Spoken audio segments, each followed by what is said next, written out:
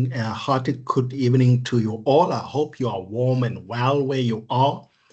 I was in Durban yesterday and we had amazing, beautiful weather. And when I landed here at OR Tambo, it was freezing cold. So I'm quite aware of very unpleasant weather conditions.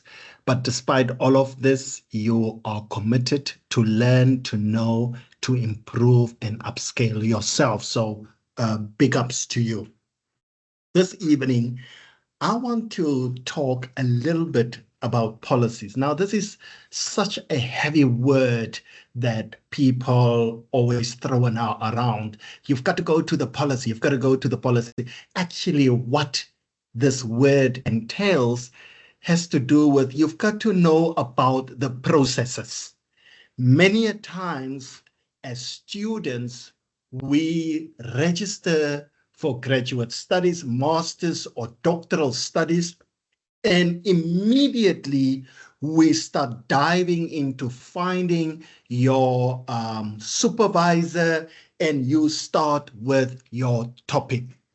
Now that is important to do because there are very specific timelines to follow and make sure that you adhere to these timelines. However, there are serious concerns that if you don't know the process, that despite you working on your content, you might risk your studies if you don't know the how process and the why process. And this is probably a workshop that we had to have earlier in the year, but it's not too late. And I wish for you to please stay connected to this workshop. It might take us 30 minutes or 40 minutes, but it is vital information. A number of students have lost funding. A number of students have been deregistered because they would come to the supervisor and say, I did not know about this. Because when you register, very few of you consider these policies. Why do we need to know these policies? It is so important that you understand at master's level and at doctorate level, you are no longer regarded as a student per se, but you are regarded as a researcher. Now that puts you in a different league. That gives you so much responsibility as a researcher. That's why the School of Graduate Studies is offering this. You are doing graduate studies because those who are doing graduate studies are researchers. And so you can't be ignorant to say, I did not know. I was not aware of what is expected from me. When you know your policies, it supports you on what supports you're entitled to from your supervisor, what you are entitled from your supervisor.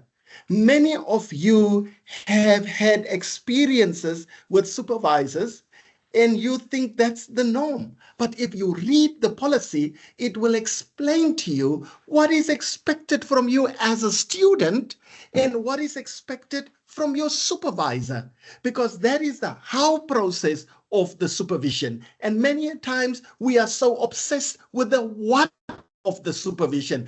But how should you navigate through this journey of supervision is critically important. What the university expects from you in terms of progress. At what stage should you have done what?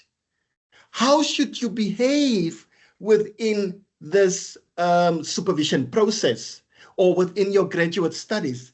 I have supervised many students in my career, and what I have noticed that most students, if the supervisor has not said it, they will not take agency. They will not take responsibility. You need to understand that this is your study. Your supervisor is a research guide.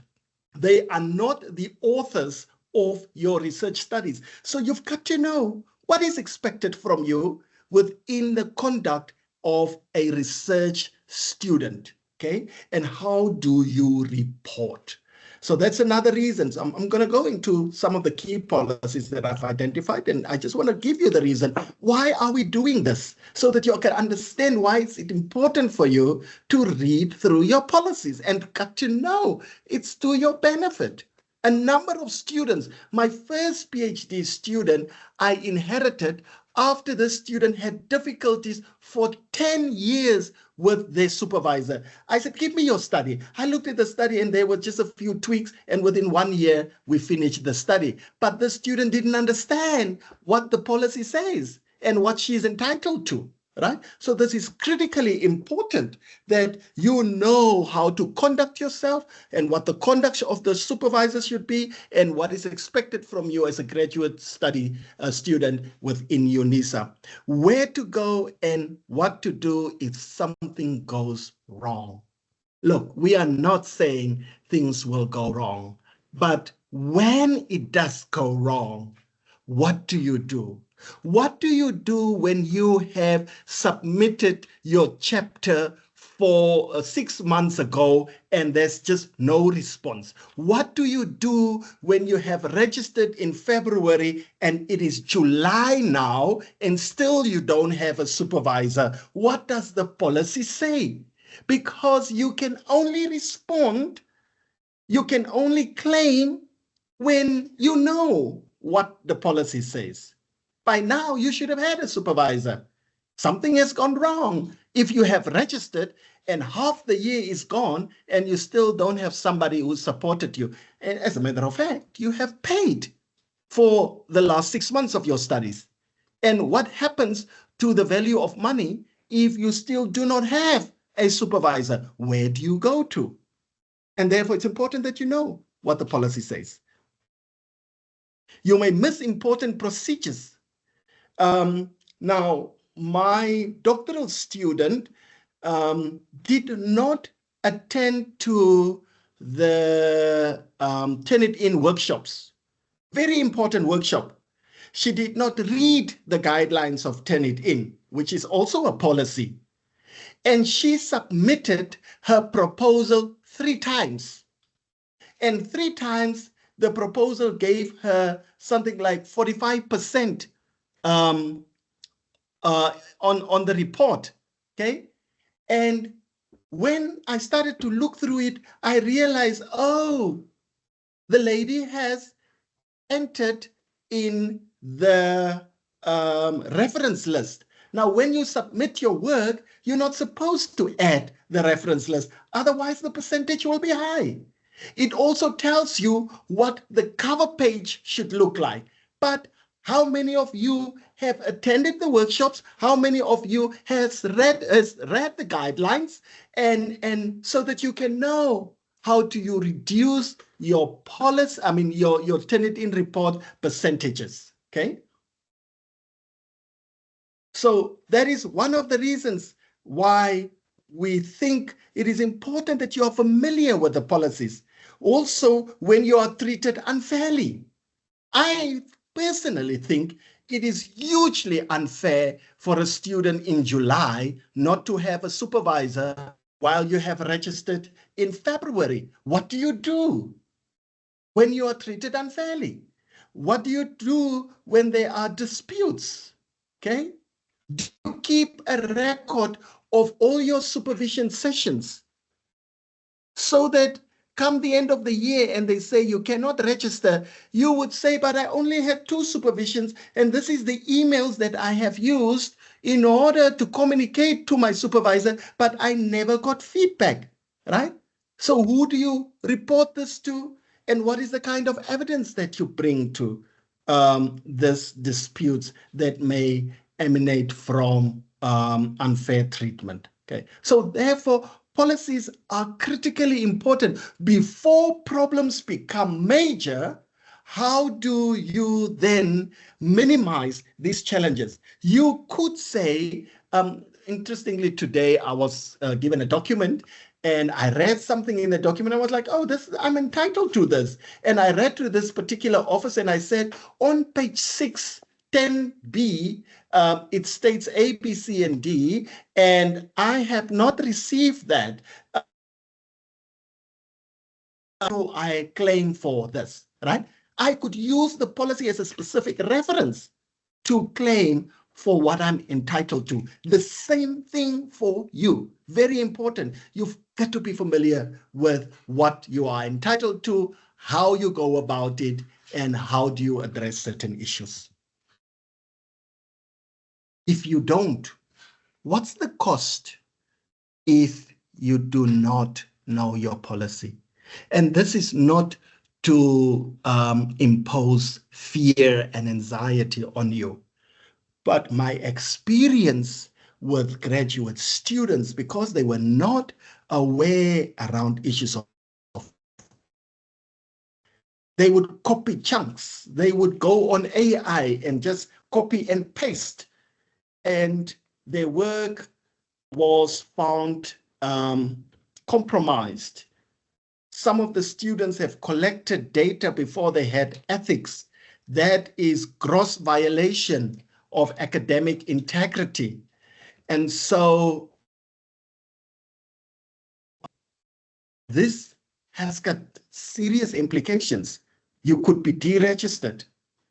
If you are prolonging with your studies, you need to know what the funding models are.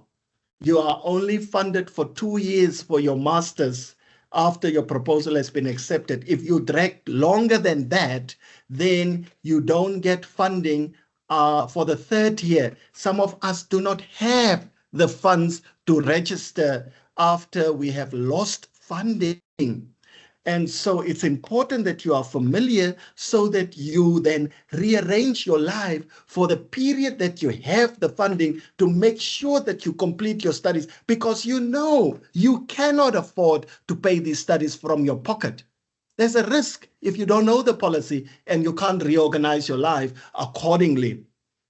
And then also, if there's unethical behavior in your research, people might reject your entire study and you may go for disciplinary actions, right? And this may put a red flag on your registration. Other universities may not register you, or UNISA may not register you for a couple of years. And this compromises life opportunities. It has a spiral effect if you are conducting yourself in a way that you were not aware it was unethical. So it's very important that you are familiar with the policies, and I've said that over and over now. Another reason why we need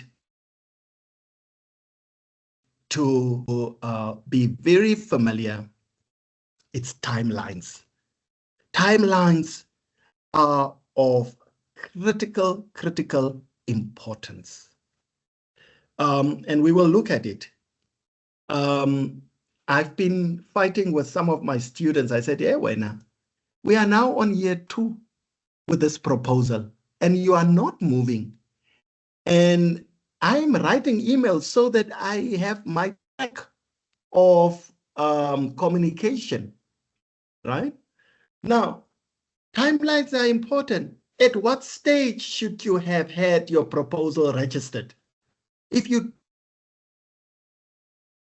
don't, you may think you have time, and just to find out, listen, after 2 years for the master's, you can no longer register. After 2 years for your doctoral proposal, you can no longer register anymore for the program. That is very sad. And UNISA is one of the institutions who have been very lenient. In one of my former institutions that I worked at, for a master's, you should have your proposal ratified within the first 6 months, and for a doctoral study within the 9 months. Otherwise, they put a block on your registration. Do you know at what stage will they put a block on your registration?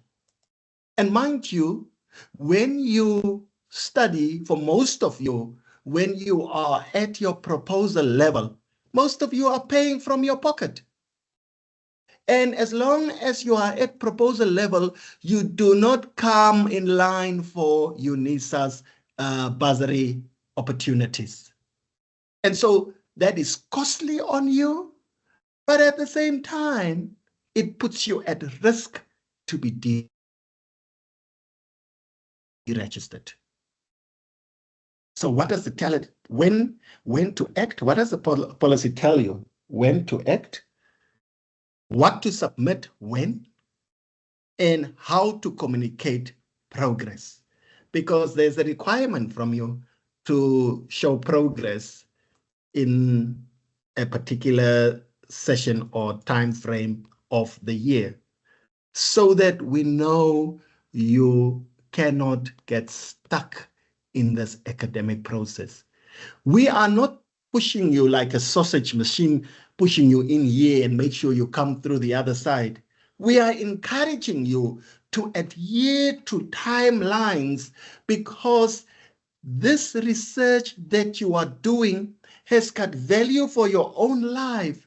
Your research has got value for South Africa. Your research has got value for your community, and your research has value for your immediate family. But if you drag with your studies, it means people continue to be held up, to suffer, and do not have the solutions that you may generate in your studies. So it's very important that you know these timelines. Okay? Now, the first policy that I want to give you a summary on is the policy on doctoral and master's degree procedures. Please look for this. They are online available, but it's called UNISA Procedures for Master's and Doctoral Degrees. You've got to know, because you are a master's student, you are a doctoral student, what are the procedures? Many of you are not aware that you need to register every year. We had cases where students registered in 2024 and they thought, oh, when I register in 2024, it's okay. Now I'm registered for 3 years or for the duration of the program. No, you have to register every year. You've got to register every academic year. And if you don't register, you have a risk of being deregistered for this program. You can't register in 2024 and then you disappear and come back in 2026 or 2029 and you want to continue with this program. The curriculum and whatever requirements may have changed. And they will say, this is a new program now. Nana, you have to start over. Okay, so this is the first thing. Register every year. If you are a new student, please note that you've got to register every academic year. Proposal submissions. This is where most of you are. Some of you have passed this. Please don't leave. This is not just about proposals. A master's proposal must be submitted within 12 months of initial registration. A master's proposal must be submitted within the first 12 months. A doctoral proposal may take 24 months. And if this is not being done in 12 months, you are at risk, unless you have supporting reasons why you could not have completed. You are at risk that the university would put a block on your registration. So please, the 12 months for registration of that proposal. Okay, where are you in terms of your proposal? There's a risk if you are not on target. Failure to submit within the specified period may lead to deregistration that you can find on page 8. That is what the document is saying. I'm not saying that. I'm just highlighting what the policy is saying around proposal submission. Then it says Students must submit a biannual progress report by deadline set by the college. Very soon, the university or your college will ask you your progress report. Where are you? What have you done in February? What have you done in March, April, right? And if you could state there, I have communicated, and up to now, I don't have a supervisor, so that they don't put a block on your registration. You must indicate what were the challenges, what were the barriers for you not to complete a particular milestone in your studies, so that you are not getting in trouble with registration for the next academic year. So very important. Keep a calendar of registration and proposal deadlines. Nowadays, our mobile phones and the various other technology tools that we are using give us great reminders. And I am suggesting that you keep a calendar to say, this is how far I should have been at this particular time. I always ask my students to work out a timeline completion, work a timeline back so that you can track at what stage should you have done certain things and what can we do to support you to uphold and adhere to the timelines that you have set for yourself as your supervisor. Things happen. We have bereavements. We have ill health. We have life circumstances that interfere with your progress and the calendar that you have set for yourself. Please, it happened now with two of my students when I wrote to them and say, hey guys, we were supposed to have some submissions. And then they said, hey, Prof, we had a bereavement of somebody very close in my family and it really compromised my work and so on. I said, I'm not going to know. I won't smell that there's a death in your family. You have to communicate with me so that we can rework your timelines, because I'm expecting from you that by end of June, you would be completed with this particular milestone of your proposal or your chapter or whatever it is that you have agreed to complete. But if you are quiet and don't communicate with me, I won't know. And I'm just saying, in my report, I'm going to say you are non-compliant. In the meantime, life happened and you didn't communicate with me. So it's very important that when your timelines are shifting because of various circumstances, that you communicate. They don't know what's happening in your life. And as a matter of fact, they probably have 15, 20 students that they are dealing with, okay? And it's important that you regularly meet with your supervisor. After this supervision session, I have my doctoral student that I'm going to have a supervision session with. Now, the way I supervise, I don't do full chapters. I normally do small chunks. So I will tell the person, next week, I just want the problem statement. And so we're going to discuss the problem statement. The person would have worked during the week on the problem statement. I would receive it, give feedback. And then next week, we are looking at the objectives and the research questions. That is how we stitch the proposals for my students. And so that gives us this regular engagement. And when you have regular engagement, it requires you to regularly engage with your studies.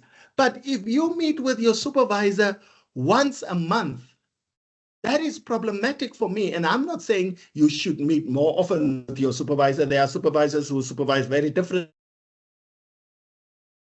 But if you know that we are meeting on the 30th of June, when do you start working? Come on, be honest with me now. You start working that last week, because for the 3 weeks you were embroiled and occupied and you didn't prioritize your study. And now you want to cramp up everything in 1 week, right? But if you meet regularly, you will have designated time for your section in your thesis or your research studies on a weekly basis. I always say to students, work on your studies just 1 hour every day. If you just write 2 sentences, that's fine, but write every on it. So I am saying to you, regular supervision enables you to regularly engage with your work. Don't assume that registration is automatic.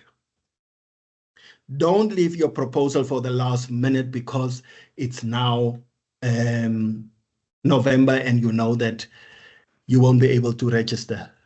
It takes time to conceptualize a proposal or a research study. That's why you were given 12 months to plan around this. That is critically important. And don't submit reports with vague or no milestones. Be clear. End of January, I want the proposal. End of February, I want the literature review should be done. End of March, I want the section on methodologies that should be completed. So give very specific milestones when you draw up your plan of action towards completion. This is another policy that I think many of you are not familiar or do not pay enough attention to. It's the Research Ethics Policy of 2021. Please go check it out, UNISA Research Ethics Policy. On page 4, it says all research,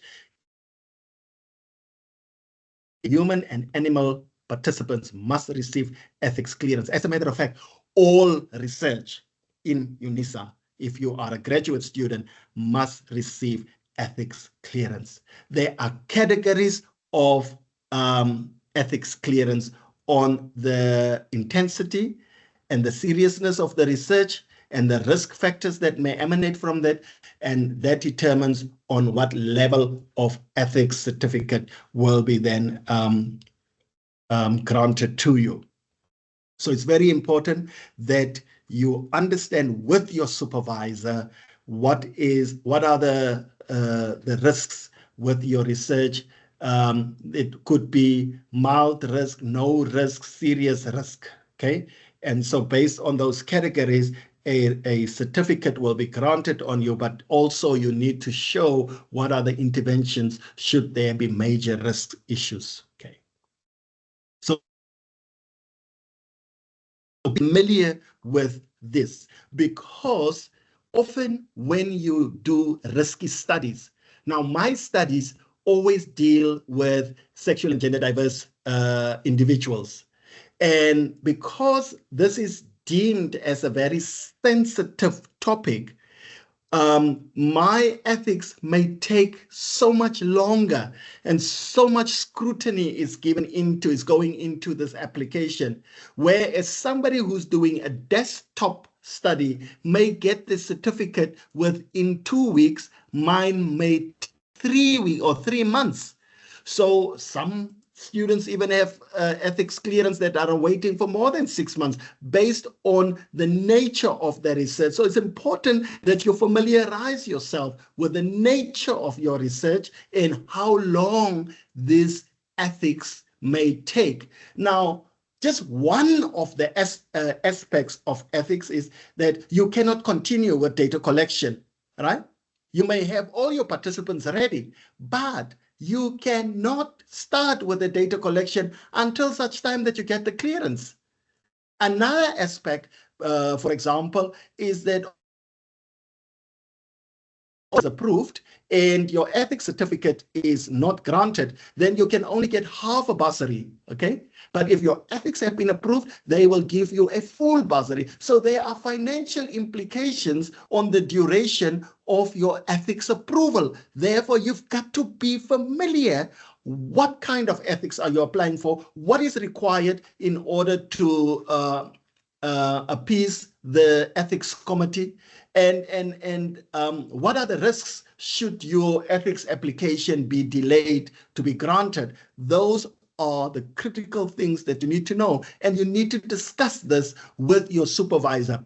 Many a times, students deal with the ethics after the proposal has been developed. No, your ethics considerations should be parallel with the development of your proposal. You can't think of ethics post your proposal. It is within your proposal. Another thing that you need to know is you submit your proposal document on the ethics platform, online platform. So you can't say something else in the ethics document while your proposal is saying something else. It's parallel to the development of your proposal. But you've got to know what are the requirements. What are the risks? What are the confidentialities? Who may withdraw and so on. So it's very important that you familiarize yourself, go and study the ethics policy so that you know what is required for a study of your nature, the nature of your studies rather. I would suggest go and attend the training module before you apply for ethics. And we have several workshops on ethics almost on a bi-weekly basis, right? The monthly calendar for our workshops are available. The one for July is out. Go and mark. Some of you are at the verge of completing your proposal. It's going to go in now. Start familiarizing yourself what is required for the ethics application. As I said, your ethics application must be accompanied by your proposal. And there's another thing that is very critical. I'm struggling now with ethics application in one of my studies because it's not just UNISA that must give you ethics application. When you are doing research, for example, in schools and young people, you must have ethical clearance from the Department of Basic Education, right? If you are doing research with patients, you need to get ethics clearance from health. If you do a study with inmates in prison, you need to know where to go. If you are going into a community on traditional aspects, who do you consult? You can't just walk into a community. What are the processes? Are you familiar? Should you consult the chief, the traditional leader? What is required for you to enter a particular community? That's very important. Okay. So the ethics is a critical one, and I need you to be familiar. Now, I'm going to say to you right out, if you are going to collect data without any ethical approval, you put a major risk that your studies may be deregistered. Please do not collect any data. There's a way that we can find that this data was collected, because often the ethics committee will make certain suggestions. Now, if you have collected data and not aligned yourself with the suggestions that were made by the ethics committee, that means there's a disconnect between your ethics certificate and the data that you have collected. And that would compromise the integrity of your data. And that will put you in big trouble.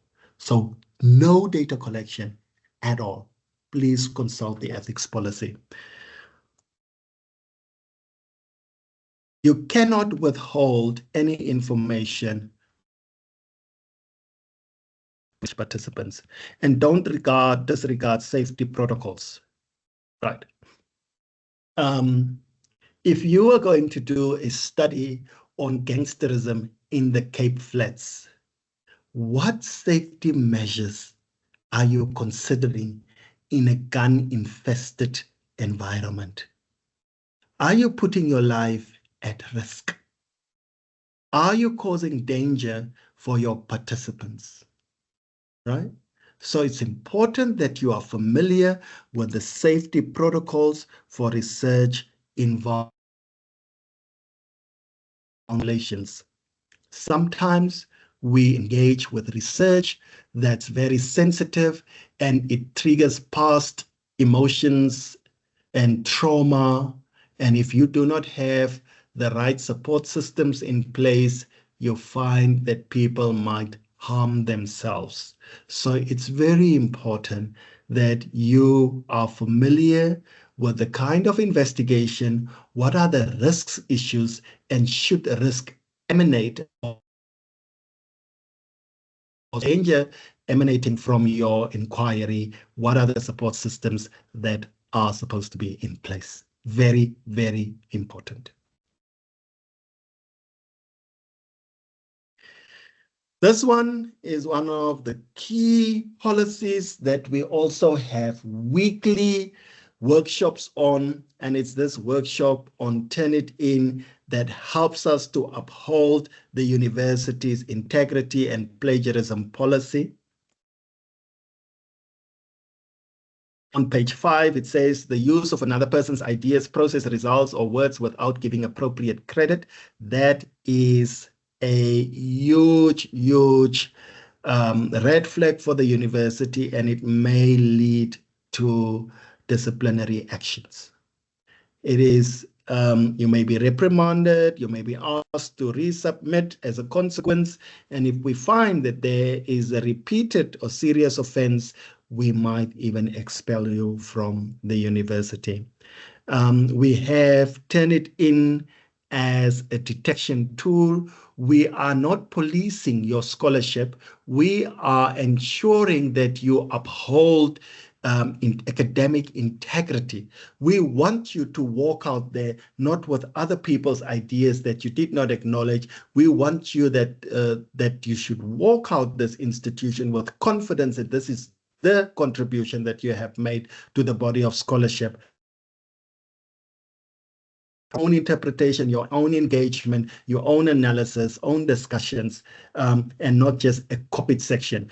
I have worked in institutions when upon submission, we discovered that the student literally just copied someone in a Fort Hare's master's thesis, because when we put it in Turnitin, it shows exactly where those sections are coming from. So please, please, please, academic integrity can be regulated through tools such as Turnitin.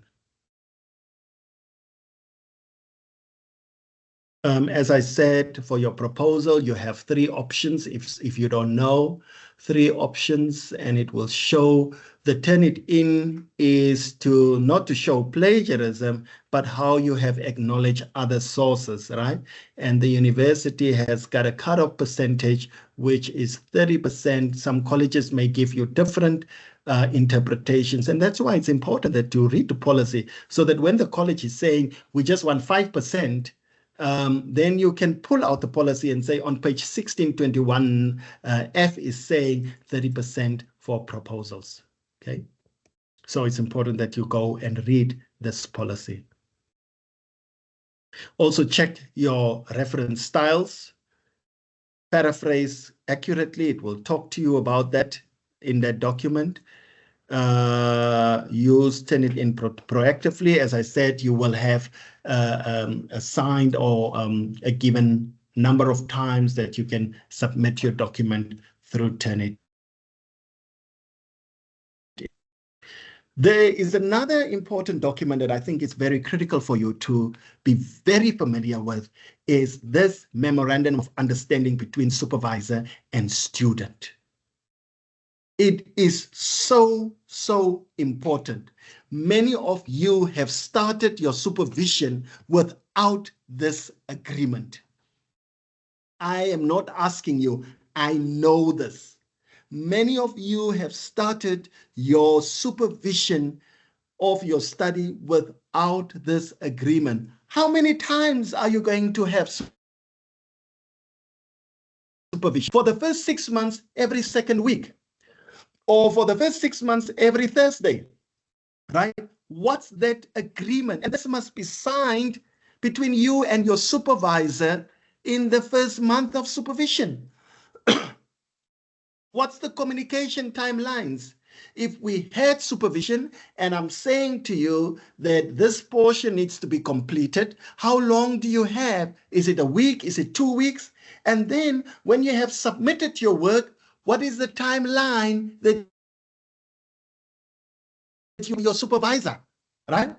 You need to have those kind of agreements, and that is stipulated in the Memorandum of Understanding between you and your supervisor. Or else, how would you protect yourself when your proposal is not completed at the end of the year after 12 months and they say you can no longer register?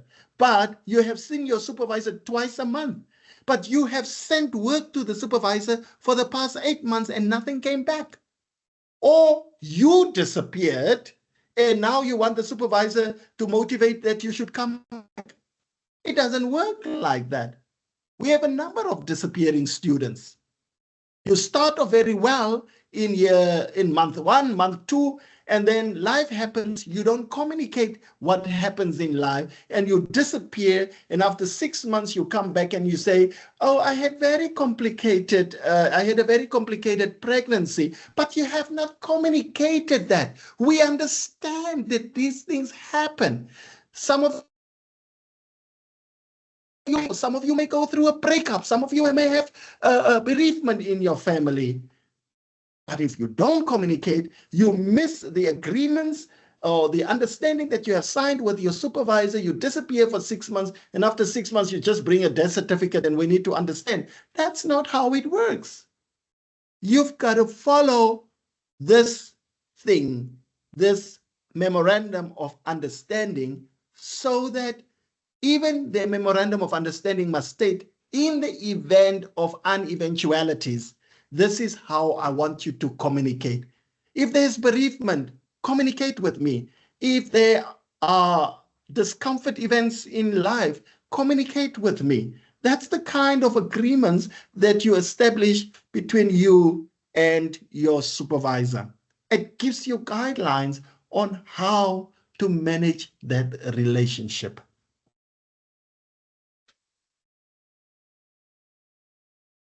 And be open, be transparent. I've said that over and over.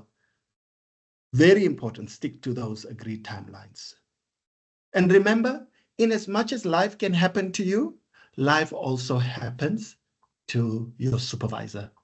In 2024, my mother passed away, and I went into depression for 6 months.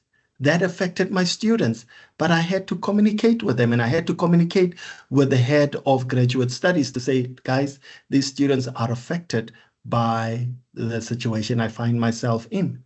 Right? So don't be quiet because your supervisor has become quiet. Find out. You know, sometimes when we find ourselves traumatic circumstances, we even forget that we need to communicate with respective individuals.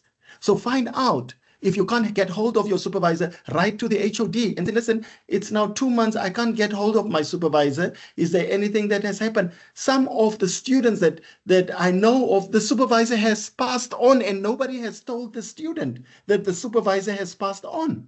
So don't become quiet when there's no communication from your supervisor. You don't know what has happened.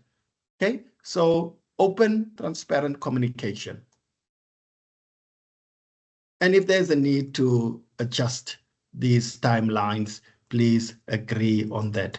Don't skip agreements. Don't go silent for long periods. Don't ignore feedback. Then very important, data management. I will tell you a little story. One of my students who identify as heterosexual, with transgender persons. Now, let me use common language that we all are using. This is a married man to a cisgender woman, to his wife. And he is doing research with transgender women. The wife became very uncomfortable that he's doing this research with, if I can use this word loosely, stubborn.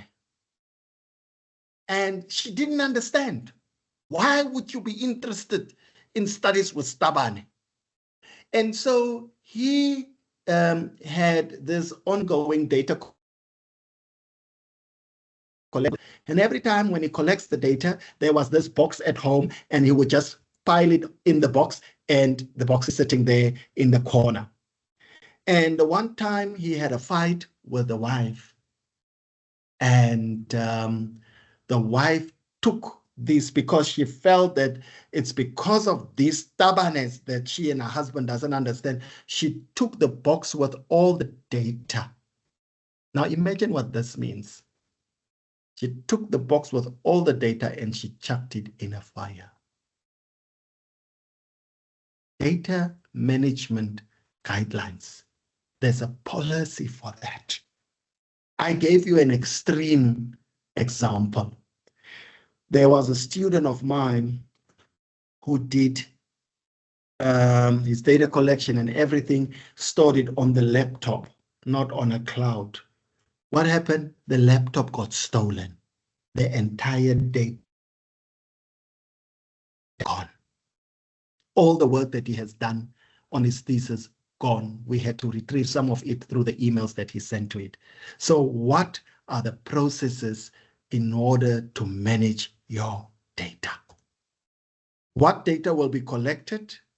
Is it hard copies? Is it soft copies? How will you store this? Who will have access to this? And what will be the period that you keep this data? Very, very important. Where do you store your data? Just on your laptop? Just on a hard drive? What if these things get lost? What are the implications when these tools that you have stored your data gets damaged, get lost, get stolen? Go read what this policy is saying. Data must be stored for 5 years. There is a platform which is called FixShare that you can share your data with, an encrypted institutional drive that has got passwords and so on. Use the original repository or approved storage method. You can find that in the guidelines. Include data access and retention details on your ethics application. Always keep your ethics application. And always put a password on sensitive data.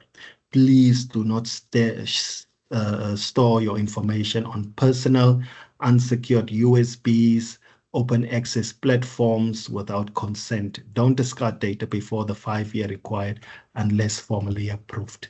So basically, I have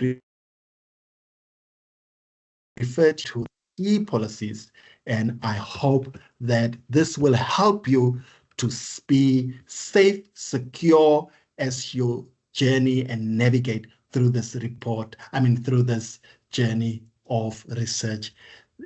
We have had very horror stories, and that's why I've thought that this would be a much needed conversation to have with you.